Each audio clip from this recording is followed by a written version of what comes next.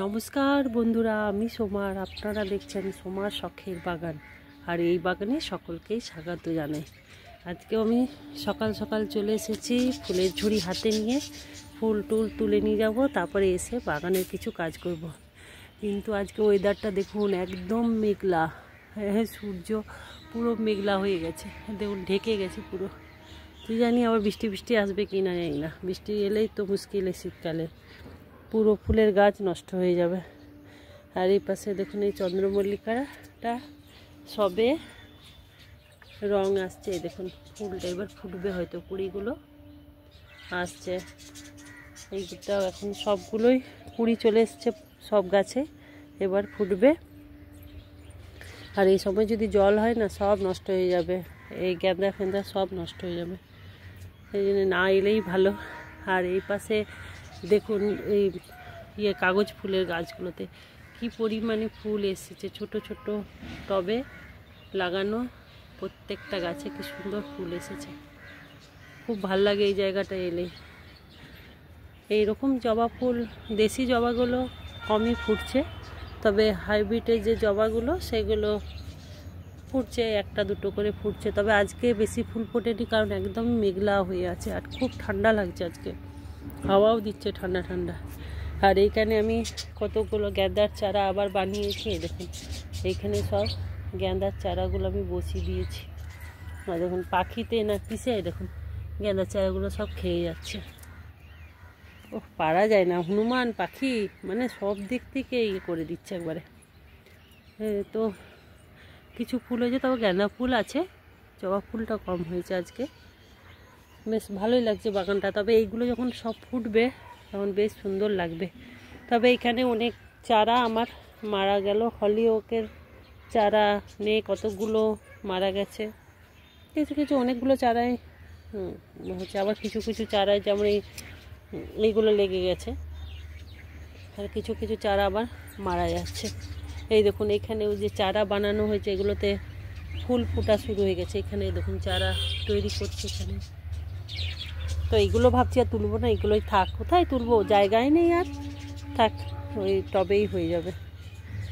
এবারে চলুন ফুলটাকে তুলে নিয়ে তারপরে আবার এটা নিচে রেখে দিয়ে আসি ফুলের ঝুড়িটা, তারপরে এসে আবার কাজ করব। এই পাশে ইঙ্কাগুলো দেখুন ফোটা শুরু হয়েছে, অরেঞ্জ কালারের হয়েছে, এখনও অনেক বড়ই হবে, ফোটা শুরু হয়েছে। তবে এই রক্তগেঁদাগুলো মানে দারুণ হয়েছে, দারুণ, কি সুন্দর কালার। আর এই বছর খুব বড় বড়। আর এই পাশে দেখুন কাঠচাপাটা ফুটছে, কি সুন্দর। টাইমে এই টাইমে কাঠচাপা, একটা পাতা নেই, গাছটাতে পুরো ন্যাড়া হয়ে গেছে, কিন্তু দেখুন একটা ডালে কি সুন্দর কাঠচাপা ফুটে আছে, বেশ ভালো লাগছে দেখতে। আর এইখানে আমার মেয়ে এই দেখুন বাজি দিয়েছে রোদে, সারা রাত এখানেই ছিল। কি যে বাজি ইয়ে হবে, হনুমান তাড়াবে বলে বাজি রোদে দিয়েছে। তবে আমার ফুল তোলা হয়ে গেল, এবার আমি নিচে যাই, নিচে যে এটা রেখে দিয়ে আসি ঝুড়িটা, তারপরে এসে বাগানের কাজ করব। আর এটা আমার ছেলের ঘোড়া। কালকে আমার এখানে একটা ছোট্ট রুম আছে, মানে স্টোর রুমের মতন, আমার বাগানের সব জিনিসপত্র থাকে, ওটা কালকে পরিষ্কার করানো হলো। এই দেখুন এইটা হচ্ছে আমার সব গাছের খাবার দাবার সব থাকে এইটাতে। এই যে উপরে ঝিঙের বীজ দুটো রেখে দিয়েছি, এটার এই ঘরটার মধ্যে আমার সব থাকে। এই যে এগুলো সব গোবর সার, গোবর সার রেখে দিয়েছি। খুব ইয়া হয়েছিল এইখানটা, কালকে পরিষ্কার করানো হলো, রোববার ছিল সেই জন্যই আরও কালকে ভিডিও করতে পারিনি। ছোট্ট একটা ভিডিও দিয়েছি, শর্টে ভিডিও দিয়েছিলাম কালকে। তাহলে আমি আসছি, এসে নিয়ে বাগানের কাজ করব।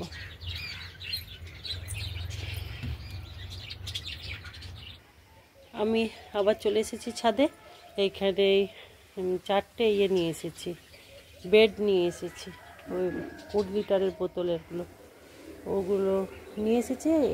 ইয়ে করবো, কী বলে, বেড বানাবো। এখানে দুটো আছে, কি বলে, এখানে টমেটো গাছ দুটো ঠিক করে হচ্ছে না, এখানে দেখছেন কেমন যেন হয়ে যাচ্ছে।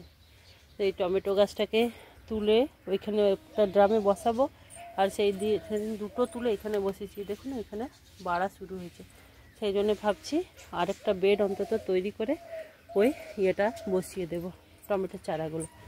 আর কালকে এখানে আমি একটা বড় বেড বানিয়েছি, একটা 500 লিটার না 1000 লিটার, 500 লিটারই হবে বোধহয়, যাই হোক ওর অর্ধেকটা করে নিয়েছিলাম, অর্ধেকটা উপরে রেখে দিয়েছি আর অর্ধেকটা এইখানে একটা বড় বেড বানিয়েছি ওই ব্রোকলির চারাগুলো বসাবো বলে।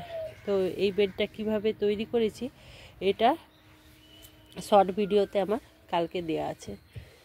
একটা চারা করেছি, কি বলে বেড বানিয়েছি, এতে এখনও 1 বস্তা গোবর সার আরও দিতে হবে, দিয়ে এটাকে তৈরি করতে হবে। আমি জল ছিটিয়ে রেখেছি, 2-3 দিন পরে চারাগুলোকে বসাবো।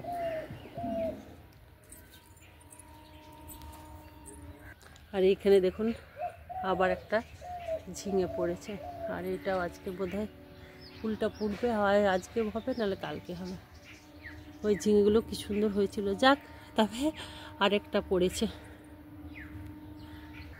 এখানে কসমসগুলো কি সুন্দর লাগছে, কি সুন্দর সুন্দর কালার বেরিয়েছে। এটা পুরোটা যখন ফুলটা দেবে ঝোপালো হয়ে কি ভালো লাগবে বলুন। শীতের বাগানটা সত্যি আলাদা মতোই দেখতে লাগে, যে এরকম সবজি থাকে প্রত্যেকটা বাগানে সেই রকম থাকে ফুল। চলুন তবে এই বেডগুলোকে বানিয়ে নিই।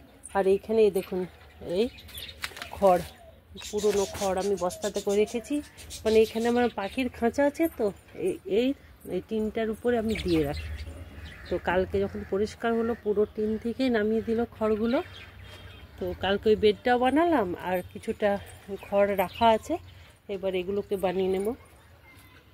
আর পচা খড় তো খুব সুন্দর কাজ হয়। এইখানে দেখুন খড় দিয়ে 2টো ড্রাম প্রায় ভর্তি করে নিলাম, অর্ধেকের বেশি করে ভরে নিয়েছি, একদম চিপে চিপে ঢুকিয়ে দিয়েছি। এগুলো জল পড়লে নরম হয়ে যাবে আর এগুলো বেশ সুন্দর একটা মাটিতে পরিণত হবে। আমি এখানে একটু সবজির খোসা ছিল, সবজির খোসা আর অল্প একটু মাটি ছিল এই টবটার মধ্যে অল্প একটু মাটি ছিল, ওই মাটিটা দিয়ে দিলাম আর সবজির খোসাগুলো সব দিয়ে দিলাম। এরপরে দিয়ে দেবো এখানে গোবর সার।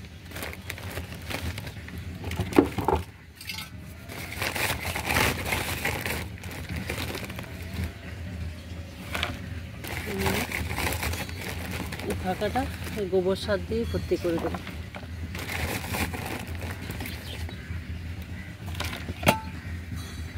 এখানে আমার 2টো বেড বানানো হয়ে গেল। এবার এই 2টো বেডের মধ্যে একটা বেড আমি রেখে দিই, আর একটা বেড দিয়ে ওই কি বলে টমেটোর 2টো চারা আমি বসিয়ে দেবো এখানে।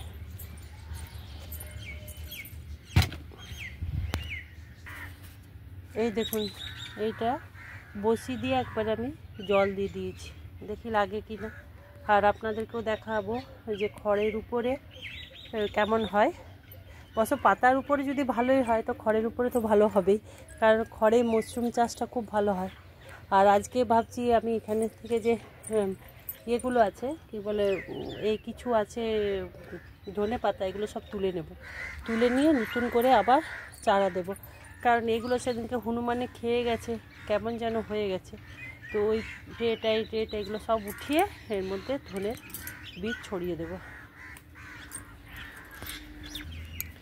এটা খুঁড়ে পরিষ্কার করে নিলাম আর একটু গোবর সার দিয়ে দিলাম, আর এই দেখুন এতগুলো ধনে পাতা বেরিয়েছে।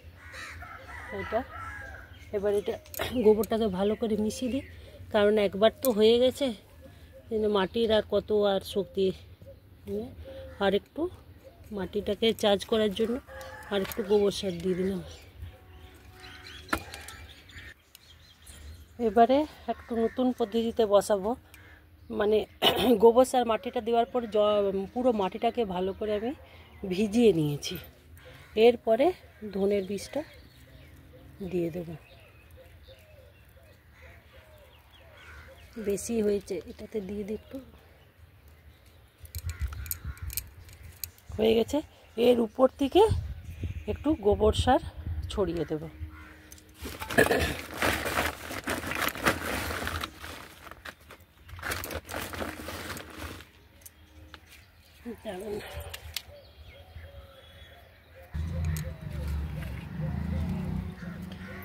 এবার উপর থেকে এটা ছড়িয়ে দিয়ে এটা পুরোটা ঢেকে দেব। আর কিন্তু জল দেব না।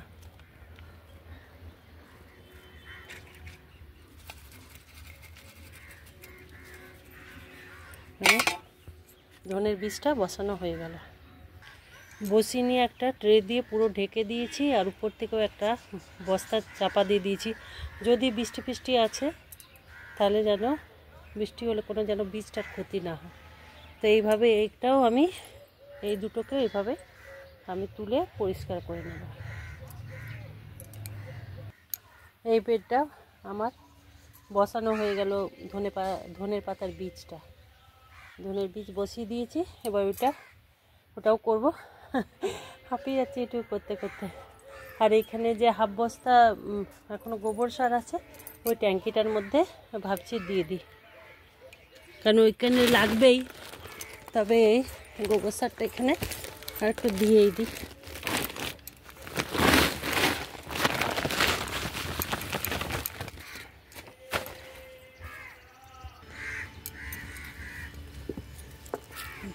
এখানে পুরো গোবর সারটা দেওয়া হয়ে গেল,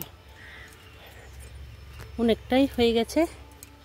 এরপরে দেখি এটা কাল বা পরশু করে ওই গাছগুলো বসিয়ে দেবো, কারণ ওই গাছগুলো না বসালে হবে না। ওই দেখুন কত বড় বড় ইয়েগুলো চারাগুলো হয়ে গেছে। এবারে চারাগুলোকে না বসালে হবে না। চারাগুলো বড় জায়গায় বসিয়ে দিলে তবে এগুলো বাড়তে শুরু করবে। তাহলে আর এখানে গাছে কিছু সিম আছে, ওই সিমগুলো তুলে নিয়ে যাব, কারণ হনুমানের তো উপরের সিমগুলো সব খেয়ে দিয়েছে, নিচের কয়েকটা সিম আছে ওটা তুলে নিয়ে যাব। আর ভাবছি আজকে এই পালং শাকটা তুলে নেব কিছুটা। তাহলে আজকে আর বড় করছি না ভিডিওটা, কিছু কাজ আছে সে কাজগুলো করে নেমে যাব। গাছে তো জল দেওয়া হয়ে গেছে। এই ধনে পাতার বেডটা করব, একটু পালং শাক তুলবো, কয়েকটা সিম আছে তুলে নিয়ে নিচে চলে যাব। তাহলে আজকে বন্ধুরা এখানে ভিডিওটা শেষ করছি। যদি ভালো লাগে ভিডিওটা তবে লাইক, শেয়ার এবং কমেন্ট করবেন। যারা আমার নতুন বন্ধু তারা অবশ্যই চ্যানেলটাকে সাবস্ক্রাইব করে পাশে থাকবেন যদি ভিডিওটা আমার ভালো লাগে। আর যারা এতক্ষণ দেখলেন আমার ভিডিওটা তাদেরকে জানাই অসংখ্য ধন্যবাদ। ভালো থাকুন, সুস্থ থাকুন, সবুজের সাথে থাকুন। তাহলে আবার কোনো ভিডিও নিয়ে আপনাদের কাছে হাজির হব। ততক্ষণের জন্য টাটা।